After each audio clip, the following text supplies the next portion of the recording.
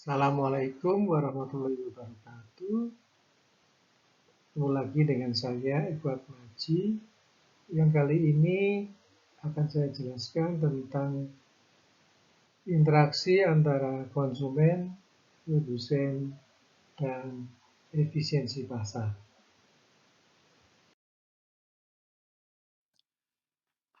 Sebagai pengantar, pertemuan kali ini akan menjawab pertanyaan-pertanyaan berikut, yaitu mengapa seorang konsumen merasa harus membeli suatu barang atau jasa. Yang kedua, mengapa seorang produsen merasa harus menawarkan suatu barang atau jasa. Yang ketiga, bagaimana pasar mengalokasikan sumber dayanya agar terjadi efisiensi penggunaan sumber dayanya. Jadi di dalam pasar ada dua aktor atau dua agen yang saling berinteraksi, yaitu konsumen dan produsen, dan bagaimana mereka berinteraksi. Alokasi sumber daya yang dimaksud adalah yang berkaitan dengan demikian. Berapa suatu barang atau jasa yang harus diproduksi? Berapa yang harus disediakan oleh produsen? Dan berapa yang harus dibeli oleh para konsumen? Ini adalah merupakan pertanyaan alokasi sumber daya. Berapa barang yang harus diproduksi? Yang paling benar adalah apa yang diproduksi atau berapa yang diproduksi oleh produsen itu habis dibeli oleh konsumen. Habis di sini bukan berarti uh, habis yang sampai konsumennya antri, bukan, tapi apa yang dimaui konsumen jumlahnya sama dengan apa yang diproduksi oleh produsen. Itu yang paling efisien. Tidak ada kelebihan, tidak ada kelebihan membeli ataupun tidak ada kelebihan penjualan. Untuk menjawab pertanyaan-pertanyaan tersebut, mari kita melihat kesejahteraan konsumen dan produsen.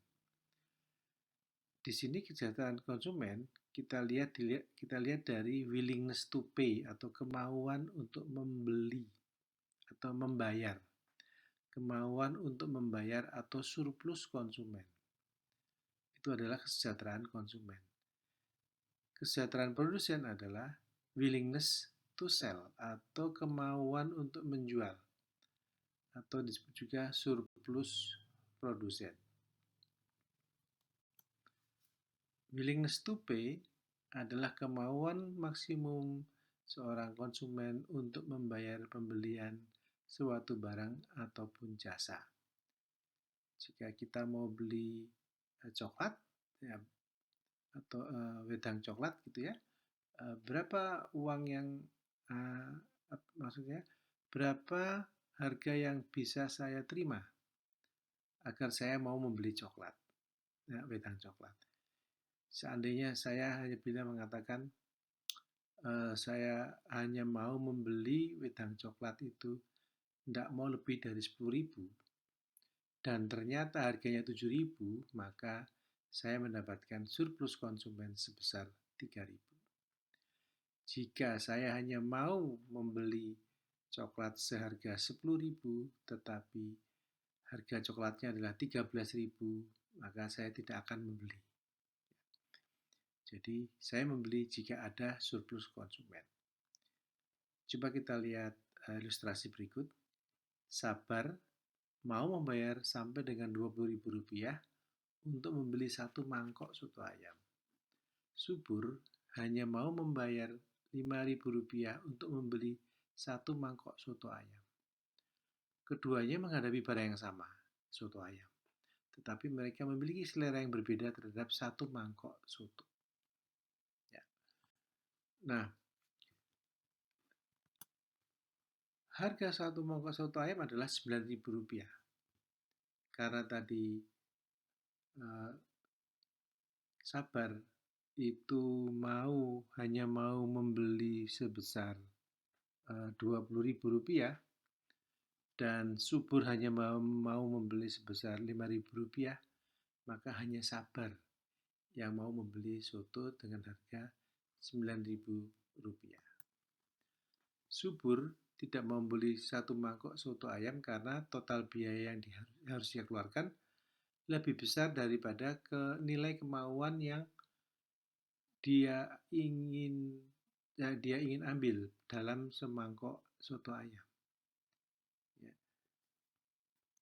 Sabar mendapatkan surplus konsumen pada soto ayam sebesar Rp11.000 semangkok.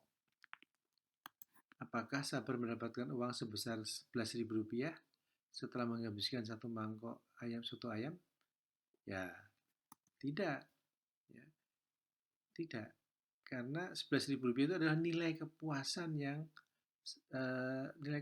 Sabar dapatkan, atau nilai kepuasan lebih yang Sabar dapatkan setelah dikurangi ongkos satu mangkok soto ayam. Jika 3 konsumen lain menghadapi soto ayam, yaitu Taman, Timin, dan Uke, ini kasus yang lainnya ya, willingness to pay atau kemauan untuk membayar masing-masing adalah Rp15.000 untuk Taman, Rp8.000 Timin, dan Rp11.000 Uke, maka yang beli satu mangkok soto ayam adalah Sabar, Taman, dan Uke. Mereka membeli karena mendapatkan surplus konsumen dari pembelian satu mangkok soto ayam. Ya. Kurvanya seperti ini. Kurva yang menunjukkan surplus konsumen adalah sebagai berikut, yaitu kita lihat ada demand dari kiri atas ke kanan bawah dan supply dari kiri bawah ke kanan atas yang warna biru itu ya, dengan harga sebesar P bintang dengan jumlah pembelian adalah Q bintang. Nah, yang namanya surplus konsumen adalah area segitiga yang di atas itu yang kita lihat di arsir ini, itu adalah area surplus konsumen. Artinya sebenarnya adalah seorang konsumen masih mau membayar harga barang sebesar lebih dari P bintang. Ya, itu adalah area di mana konsumen masih mau membayar harga lebih mahal daripada harga pasar. Tapi kalau di atas di luar dari segitiga itu berarti harganya terlalu tinggi dan konsumen tidak mau membayar atau membeli barang karena harganya terlalu tinggi. Jadi di sini surplus konsumen adalah kemauan konsumen untuk menerima harga yang lebih mahal atau willingness to pay. Kita lihat di sini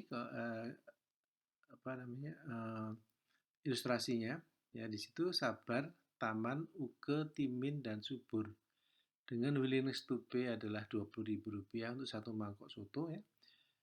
Taman Rp15.000, Uke Rp11.000, Timin Rp8.000, dan Subur Rp5.000. Sedangkan harga mangkoknya katakanlah Rp10.000. Ya. Nah, di sini surplus konsumennya untuk Sabar adalah Rp10.000, Taman Rp5.000, Uke Rp1.000, Timin minus Rp2.000, dan Subur minus Rp5.000. Ya. Nah, kita bisa lihat di sini yang beli soto hanyalah Sabar, Taman, dan Uke. Sedangkan Timin dan Subur tidak membeli karena dia mendapatkan negatif surplus konsumen. Jadi kita bisa lihat di sini ya. Ini adalah permintaan. Maka daerah yang berasir ini adalah surplus konsumen. Dalam bahasa bisnis, Sabar, Taman, dan Uke mau membeli satu mangkok soto karena satu mangkok soto memberikan value yang besar pada mereka. Value soto ayam bagi Subur dan Timin yang rendah karena memang mereka bukan penggemar soto ayam. Jadi, bagaimana value tersebut terbentuk di masing-masing konsumen? Nah, ini banyak faktor yang mempengaruhinya, termasuk pengalaman masa kecil, cerita-cerita tentang soto atau preferensi terhadap ayam, tidak pernah makan soto selama kecil gitu ya, sehingga ketika makan soto menjadi aneh, itu menjadi menjadikan dia preferensi terhadap sotonya kurang, ya. Atau dia memang sejak kecil suka dengan soto karena diberi makan soto oleh bapak ibunya sehingga membentuk preferensi atau kesukaan pada soto, sehingga willingness to pay atau kemauan untuk bayar satu mangkok soto itu besar. Sedang yang tidak pernah makan soto itu memberikan willingness to pay-nya atau kemauan untuk membayarnya itu sedikit. Jadi pembentukan value tersebut sudah ada, ya, dan itu dapat direkayasa pembentukan value tadi. Seperti saya bilang tadi, contohnya adalah ketika Anda suka dengan soto karena sejak kecil diberi makan soto, banyak makan soto, sehingga Anda terbentuk, ya, value tadi. Willingness to sell adalah kemauan seorang produsen untuk menjual suatu barang atau jasa. Ini adalah kesejahteraan produsen. Kemauan itu amat sangat dipengaruhi oleh ongkos produksi. Ongkos produksinya mahal atau tinggi, maka ya willingness to sell-nya juga harus tinggi. Kalau enggak kan rugi dia. Ya. Ongkos tersebut meliputi biaya sumber daya, berupa kapital, pekerja atau bahan baku, juga biaya waktu yang dikeluarkan oleh produsen atau opportunity cost. Apa itu opportunity cost? Itu artinya misalnya kalau dia bisa jual soto, ya, dengan modal yang sama dia bisa jual soto, ya, atau dia juga bisa jual misalnya dengan modal yang sama dia jual baju misalnya, ya. Nah, opportunity cost itu adalah seandainya dia jual soto, maka dia kehilangan kesempatan untuk dapat untung di bisnis baju. Itu namanya opportunity cost. Misal, Pak Lumut menjual soto ayam. Beliau menghitung biaya produksi rata-rata per mangkok adalah Rp5.000. Ditambah dengan biaya opportunity Rp3.000, maka satu mangkok soto biaya ekonomi rata-ratanya adalah Rp8.000. Kenapa biaya opportunity-nya Rp3.000? Karena sebenarnya kalau Pak Lumut menjual baju bukan soto, dia mendapatkan kelebihan pendapatan sebesar Rp3.000. Itu adalah biaya opportunity. Tidak ada uangnya tidak ada, tapi itu perasaan dia kehilangan Rp3.000. Oleh sebab itu maka biaya satu mangkok soto bukan Rp5.000 tetapi Rp8.000. Inilah willingness to sell dari Pak Lumut.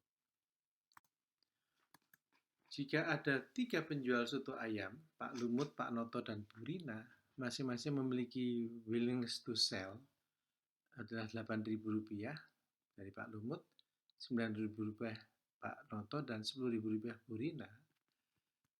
Ketiganya akan menjual soto ayam karena harga pasarnya adalah Rp10.000, atau lebih besar atau sama dengan willingness to sell-nya. Jika ada satu orang yang bermaksud menjual soto ayam, yaitu misalnya Pak Suman, tetapi willingness to sell-nya adalah Rp10.500, karena mungkin biayanya lebih tinggi gitu, maka Pak Suman menarik diri dari jualan soto ayam karena willingness to sell-nya lebih besar daripada harga pasar, sehingga ini tidak bisa mendapatkan untung, sehingga harus menarik diri. Kita lihat di sini gambar ini. Produsennya adalah Pak Lumut, Pak Noto, Bu Rina, dan Pak Suman. Willingness to sell-nya adalah Rp8.000, Rp9.000, Rp10.000, dan Rp10.500. Biaya satu mangkok sotonya adalah Rp10.000, sehingga di sini surplus produsennya adalah Rp2.000 untuk Pak Lumut, Rp1.000 untuk Pak Noto, dan Rp0 untuk Bu Rina, dan minus Rp500 untuk Pak Suman. Ya. Perlu diingat, surplus produsen itu bukan laba, ya, bukan laba. Biasanya surplus produsen itu lebih besar daripada laba, karena surplus produsen itu adalah laba plus perasaan senang, ya. Plus perasaan senang, laba plus perasaan senang karena bisa menjual barang. Itu namanya surplus produsen. Nah, gambarnya seperti ini, ya. Ya, di mana ini adalah penawaran, ya. Yang sebelah kiri nomor 1 itu adalah Pak Lumut, yang keduanya adalah Pak Noto, ketiganya adalah Bu Rina, keempatnya adalah Pak Suman. Ya. Hanya sampai pada Q 4. Hanya saja, jika harga pasarnya adalah 10.000, maka surplus produsennya adalah itu. Ya. Sebesar Rp3.000, yaitu 2.000 ditambah 1.000 ditambah 0 adalah Rp3.000, itu adalah surplus produsen. Baik, nah jadi total mangkok yang tersedia di pasar adalah 3 mangkok. Karena yang menjual hanyalah 3 penjual soto. Nah, kurva yang menunjukkan surplus produsen adalah sebagai berikut, yaitu kita lihat di kurva supply tadi, ada segitiga yang diarsir, yaitu ini. Nah, itu adalah surplus produsen. Jadi, surplus produsen adalah kemauan produsen untuk menerima harga lebih murah. Nah, sekarang kita masuk ke kesejahteraan pasar, karena tadi kita sudah membahas kesejahteraan konsumen, kesejahteraan produsen, maka kita membahas kesejahteraan pasar, yaitu kesejahteraan pasar diukur dari total surplus, yaitu surplus konsumen ditambah surplus produsen. Rumusnya untuk surplus konsumen adalah value menurut konsumen dikurangi biaya yang dikeluarkan oleh konsumen. Sedangkan surplus produsen adalah penerimaan produsen yang didapat, jadi uang yang didapat dari produsen dari konsumen, ya. Uang yang didapat produsen dari konsumen itu adalah penerimaan produsen yang didapat dikurangi ongkos yang ditanggung oleh produsen, ya. Nah, coba kita totalkan antara TS sama dengan SK ditambah SP. TS sama dengan SK ditambah SP, kalau kita breakdown, SK-nya adalah value menurut konsumen dikurangi biaya yang dikeluarkan oleh konsumen, ditambah dengan penerimaan produsen yang didapat, dikurangi ongkos yang ditanggung oleh produsen. Nah, karena biaya yang dikeluarkan konsumen sama dengan penerimaan produsen yang didapat, maka biaya yang dikeluarkan konsumen dengan penerimaan produsen yang didapat itu saling meng-cancel atau saling menghilangkan, sehingga total surplusnya adalah value menurut konsumen dikurangi ongkos yang ditanggung oleh produsen. Jadi kita lihat di sini, ya, kurva kesejahteraan pasarnya, ya, ini adalah surplus produsen dan ini surplus produsen, maka totalnya adalah total surplus, yaitu value dari produk di mata konsumen dikurangi ongkos produksi oleh produsen. Total surplus, ya, tadi sudah kita sebut sebagai value menurut konsumen dikurangi ongkos yang ditanggung produsen. Berarti efisiensi pasar menunjukkan alokasi sumber daya akan efisien jika dapat memaksimalkan total surplus.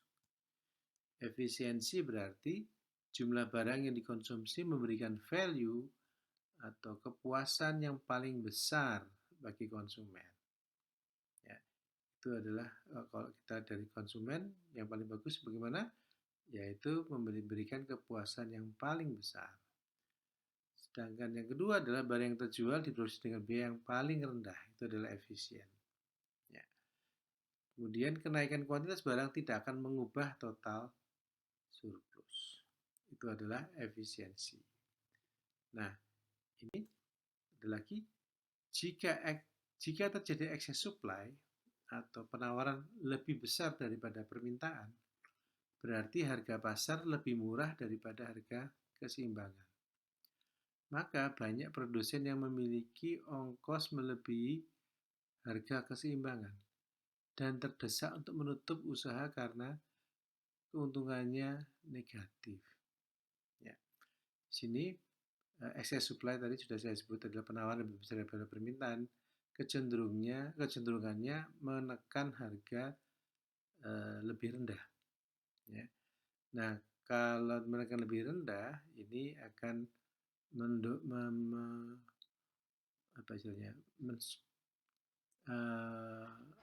mendorong atau bukan mendorong, tapi men-squeeze itu adalah menekan konsumen, menekan produsen ya, karena harganya murah. Jika terjadi excess demand atau permintaan lebih besar daripada penawaran, berarti harga pasar lebih mahal daripada harga keseimbangan. Maka banyak produsen yang meningkatkan produksinya karena harga pasar lebih besar daripada ongkos produksi marginalnya. Sehingga semua itu menyenangkan bagi produsen, tetapi tidak menyenangkan bagi konsumen karena harganya mahal. Nah, semua ekses akan berhenti berubah kuantitasnya ketika ongkos marginal sama dengan harga keseimbangan. Oke. Kesimpulannya adalah, pasar adalah merupakan cara paling efektif untuk mengorganisir aktivitas ekonomi. Karena pasar itu bekerja dengan cara yang misterius. Ya, ada tangan atau invisible hand yang menyebabkan pasar itu menjadi efisien. Ya, ada invisible hand. Nah, pasar yang tidak efisien jika ada salah satu pihak, pembeli atau penjual, memiliki power lebih besar daripada yang lainnya. Artinya, pembeli atau penjual itu lebih bisa memaksa. Jika pembelinya sedikit, maka pembeli bisa memaksa penjual memberikan harga lebih murah. Jika penjualnya sedikit, maka lebih sedikit daripada pembelinya, maka penjual memiliki daya tawar yang lebih untuk memberikan harga lebih tinggi. Itu kalau pasar tidak efisien. Ya. Oleh sebab itu, maka untuk pasar efisien, pembeli dan penjual harus seimbang jumlahnya. Namun demikian, analisis ini tidak meliputi biaya sampingan seperti polusi atau biaya sosial lainnya. Demikian video yang ini yang sudah saya sampaikan kepada Anda. Mudah-mudahan bisa menambah ilmu Anda. Saya Eko Atmaji. Assalamualaikum warahmatullahi wabarakatuh.